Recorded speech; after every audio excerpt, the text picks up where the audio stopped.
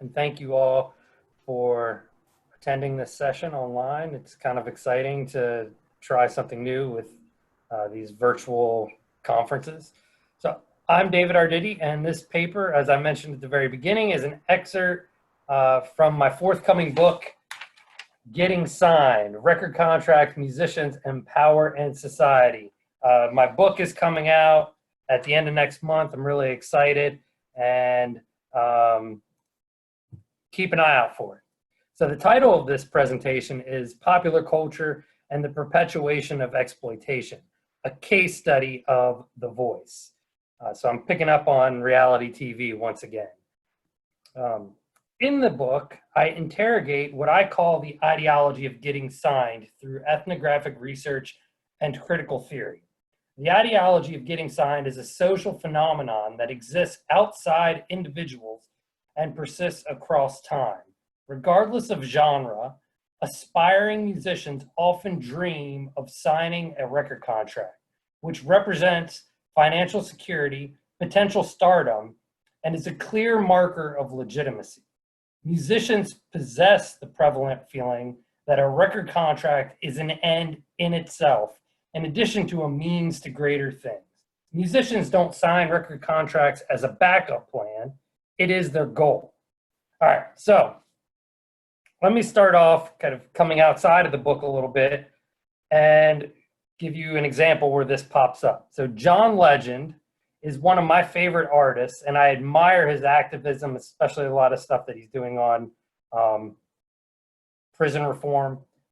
But in December 2018, he took his activism in an interesting direction, and Legend retweeted Representative Alexandria Ocasio-Cortez.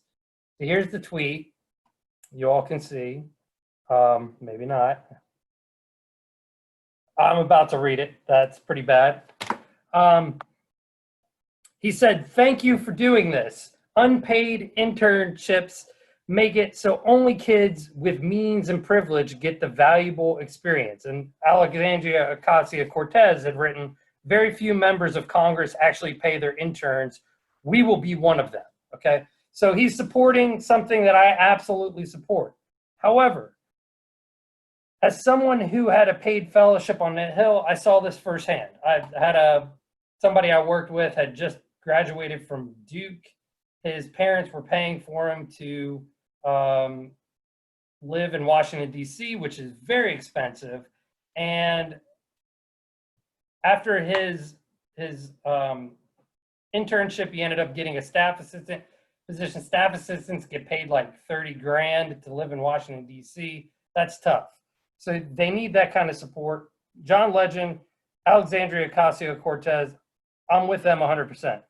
However, the timing of this tweet was duplicitous because NBC's The Voice had just announced that Legend would be a coach on the show. Legend reportedly earns $14 million per season, and the show's contestants earn $0. So The Voice's interns' rate of exploitation is far greater than those on Capitol Hill and have less chance of return on their work. In this paper, I will give you a taste of how this exploitation works. So this paper is about NBC's The Voice. While The Voice is but one talent show among many, the show's underlying social forces exemplify the ideology of getting signed. By selling an instantaneous rags to riches rise to stardom on television, The Voice reinforces the ideology of getting signed while increasing the precarity of most musicians. Contracts on The Voice are the negation of record contracts. They provide the means of exploitation without the promise of riches. Contestants must record without royalties. They must perform without compensation. Someone will win a record contract at $100,000, but no one will be a superstar or even recoup their advance.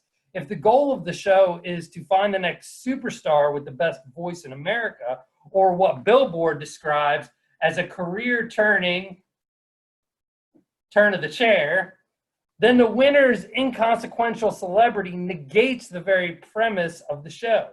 No one will make it in a given season. One person will receive a record contract and the winner will go back to oblivion. However, the artifice of the show perpetuates the ideology of getting signed. For the hope of one day receiving a record contract and $100,000, producers of The Voice expect contestants to labor without pay for 5 to 8 months, depending on the season of the show. After The Voice selects contestants from the open call auditions held across the US, the producers fly contestants to Los Angeles to start the show.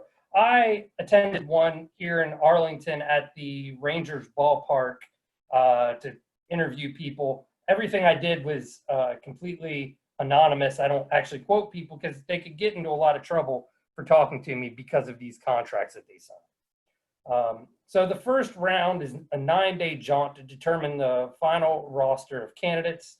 According to the eligibility requirements for season 13, it says, quote, if you are selected as a participant, you must be willing to travel to and reside at one or more undisclosed locations in the United States for several weeks at a time, any time in September 2017 through May 2018.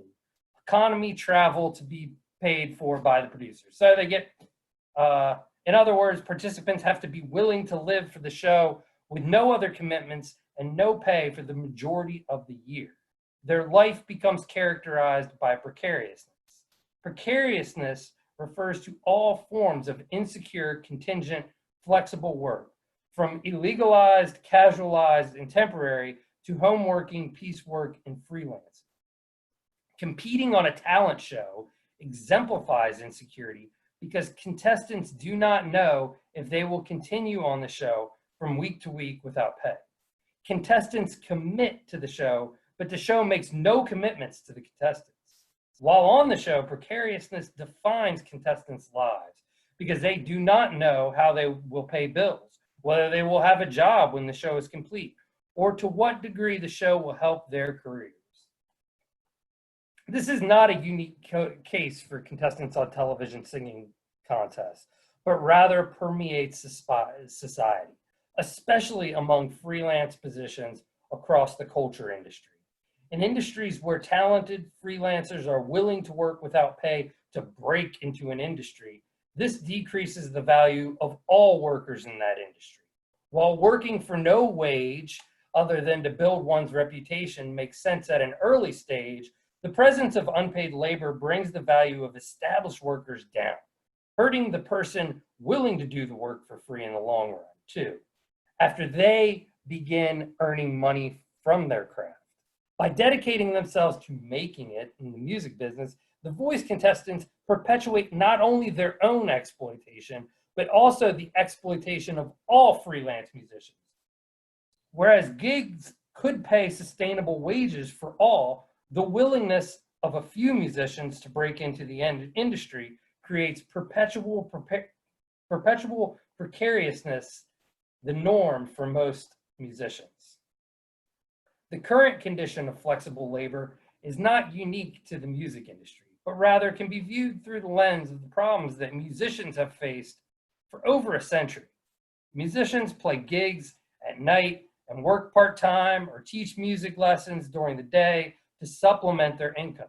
Since musicians perceive being a musician as flexible, they accept other forms of flexible employment to supplement their income. Andrew Ross's term, flexploitation, signifies the degree to which flexible employment exploits labor.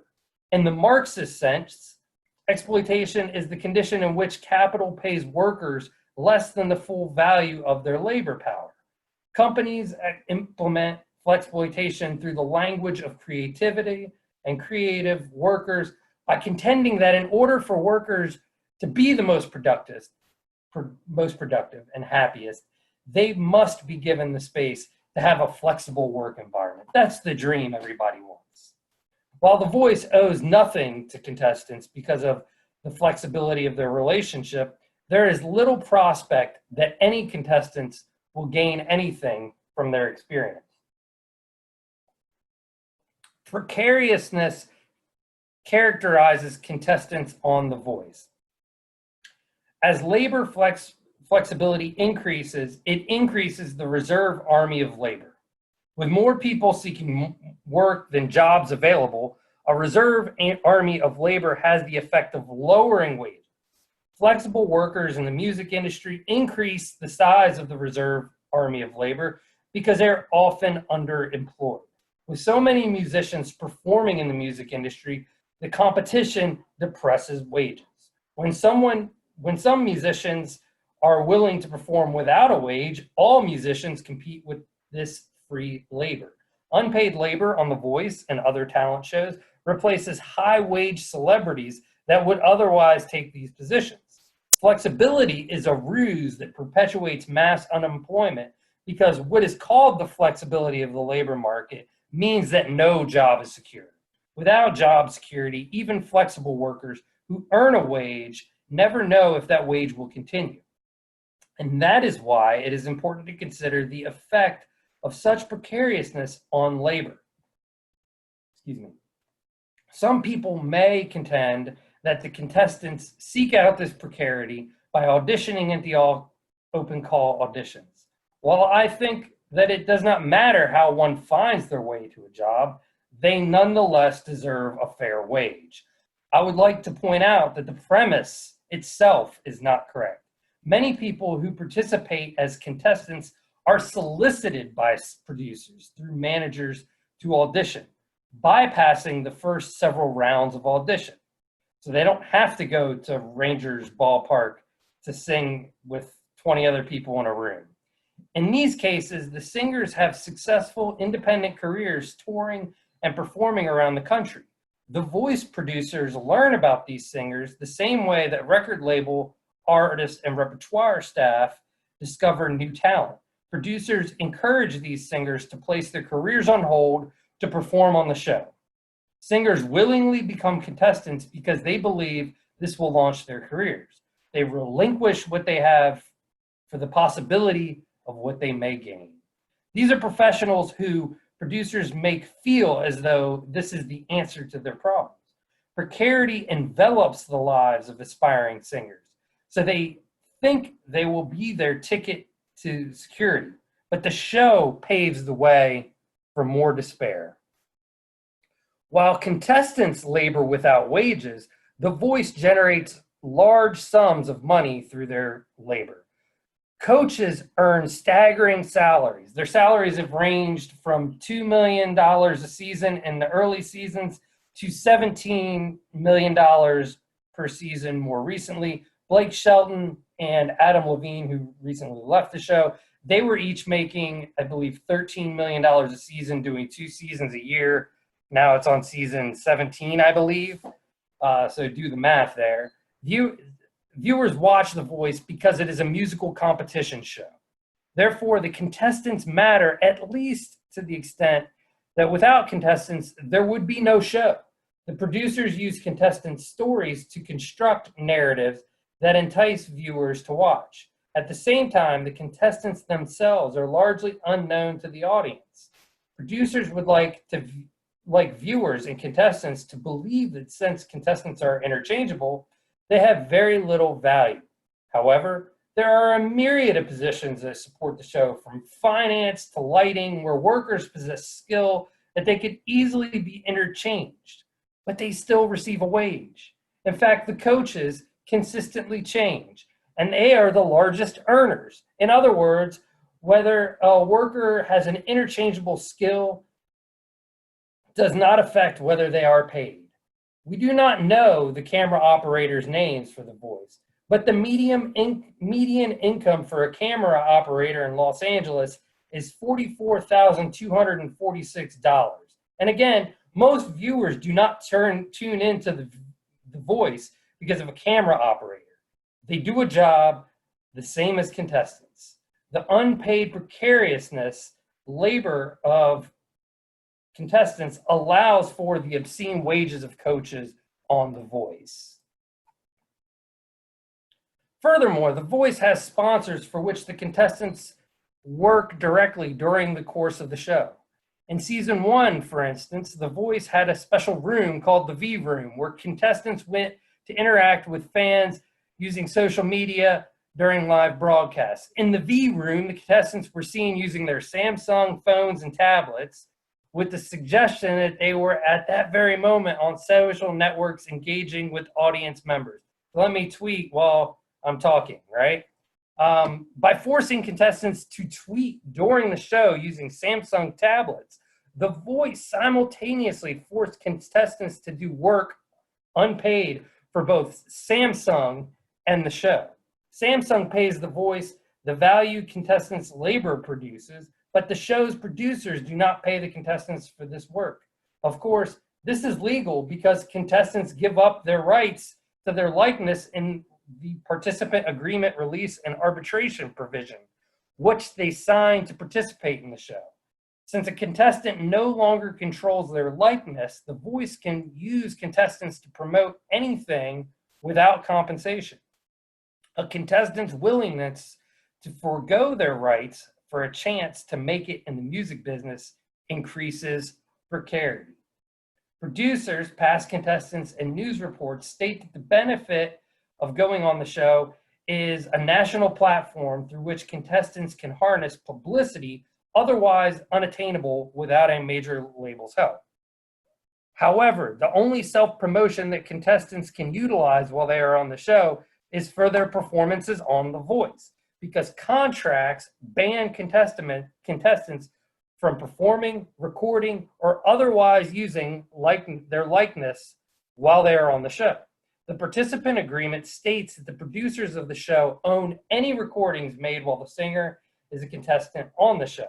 In order for contestants to benefit from being on the show, they need to be able to connect with fans with a product while they are on The Voice, but their contracts bar them from doing so.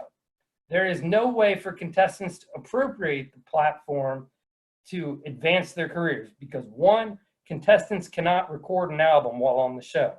2, they cannot perform concerts while on the show. 3, they cannot arrange a tour to commence when they leave the show. And 4, they cannot use their likeness to promote other products. The ideological position of the show implies that contestants can grow a fan base through the publicity of the show and change the social capital to money capital upon the contestant's release from the show. But as soon as The Voice cranks out one success story, a completely new batch rotates in for their chance in the spotlight. A new season of the NBC show airs every 6 months, meaning America falls out of love with contestants just as quickly as they fell in. Since a new season of the show begins so quickly, the fleeting celebrity of contestants is continually replaced with a new cast of temporary celebrity. By thinking in terms of planned obsolescence, this helps demonstrate that The Voice creates a re-consumable product without pursuing mechanisms that would create sustained careers for its performers. This becomes clearer through firsthand accounts from contestants. Paige Skinner of the Dallas Observer interviewed several past contestants who claim they quickly lost support of their fans. From declines in attendance at shows to albums that they failed to release, their appearances on The Voice did little more than build their resume. In other words, the only thing they gain is the possibility of a larger number of social media followers. But they do not have a way to leverage their new fan base until it is too late. Viewers quit paying attention to these contestants quickly, especially since they do not have anything to hold on to immediately. By signing up for The Voice, contestants open themselves to precarity. Contestants accept the logic that they will benefit from television exposure while neglecting to acknowledge the inevitable. Their position on the show will not develop their careers or help them achieve their goals. Whereas contestants work hard to become celebrities, their participation in The Voice blocks them from being able to achieve tangible results in their careers. Most musicians live in the condition of precarity, but shows such as The Voice utilize precariousness while they propagate the ideology of getting signed. So in conclusion, what young aspiring singers learn from The Voice is that it is okay to work hard for no pay for the chance to earn less than the value they create. While contestants work long hours for no pay. Viewers believe they do so for the ultimate chance of success in the recording industry, a record contract. At no time in the show does the dominant view become disturbed, but rather the voice acts as an echo chamber for the importance of record contracts. However, record contracts remain the mechanism through which record labels exploit musicians. The voice articulates and reifies the ideology of getting signed to a national audience.